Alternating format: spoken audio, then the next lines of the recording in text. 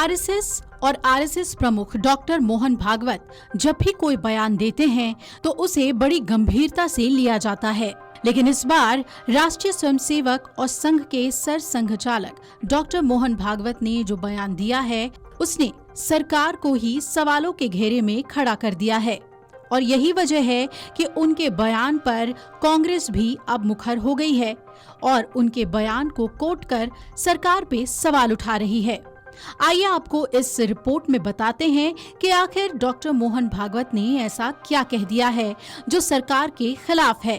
दरअसल इंदौर में गुरुजी सेवा न्यास के कैंसर केयर रिसर्च सेंटर का शुभारंभ करते हुए स्वास्थ्य और शिक्षा के कमर्शियलाइजेशन पर मोहन भागवत ने चिंता व्यक्त की है।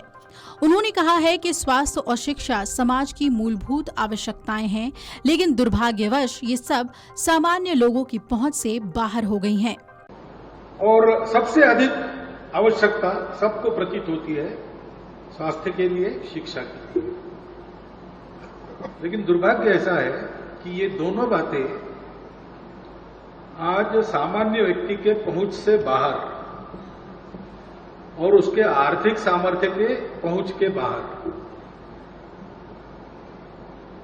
यानी सहज सुलभ नहीं रही और सस्ती भी नहीं रही।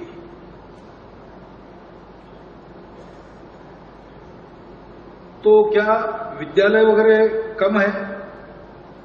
वो तो बहुत बढ़ रहे। अस्पताल कम है? ऐसा भी नहीं है। सुविधाओं में प्रगति है, ज्ञानी व्यक्ति बहुत है, लेकिन वो ज्ञान मिलता नहीं, वो सुविधा मिलती नहीं, ऐसी स्थिति है। थोड़ा सा हम विचार करते हैं तो ध्यान में आता है कि सामान्य व्यक्ति के पहुंच के बाहर इसलिए हो जाती है कि पहले ये दोनों काम सेवा के नाते किए जाते थे। आज इसको भी कमर्शियल बना दिया गया है। तो आपने सुना कि मोहन भागवत ने सीधे तौर पर शिक्षा और चिकित्सा पर सवाल उठा दिए हैं। उन्होंने कहा कि पहले शिक्षा को एक कर्तव्य माना जाता था, लेकिन अब तो ये व्यवसाय बन गई है। डॉक्टर भागवत ने पश्चिमी देशों के दृष्टिकोण की आलोचना करते हुए कहा कि वहाँ केवल सशक्त लोग ही जीवित रह सकते हैं, जबकि भारतीय संस्कृति का मानना है कि सशक्त लोग सभी को जीवन प्रदान करते हैं। उन्होंने कहा कि समाज का सुख व्यक्ति के सुख से जुड़ा है। उन्होंने अलग अलग चिकित्सा पद्धतियों का उल्लेख करते हुए भी कहा कि नेचुरोपैथी और होम्योपैथी जैसे इलाज मरीजों की व्यक्तिगत आवश्यकताओं के अनुसार उपचार करती हैं। कोई एक पद्धति सर्वश्रेष्ठ नहीं हो सकती, बल्कि मनुष्य की विविधता के अनुसार उपचार होना चाहिए। इससे पहले डॉक्टर भागवत ने मालवा प्रांत की सद्भाव बैठक में भी विचार व्यक्त किए और उन्होंने कहा कि मनुष्य को केवल उपभोग की वस्तु मानने वाले विचारों ने यूरोप को ध्वस्त कर दिया था और अब ये विचार भारत की पारिवारिक व्यवस्था को भी कमजोर करने की कोशिश कर रहा है। इंग्लैंड में 2021 में आयोजित डिसमेंटलिंग हिंदुत्व सेमिनार का उल्लेख करते हुए उन्होंने कहा कि ये विचारधारा समाज को तोड़ने का कार्य कर रही है, जिसका मुख्य उद्देश्य भारत के बाजार पर कब्जा करना है। आरएसएस प्रमुख मोहन भागवत ने शुक्रवार को नागपुर में ये भी कहा कि दुनिया भारत को उसके माध्यम यानी कि आध्यात्मिक ज्ञान के लिए महत्व देती है। इसी वजह से हमें विश्व गुरु मानती है।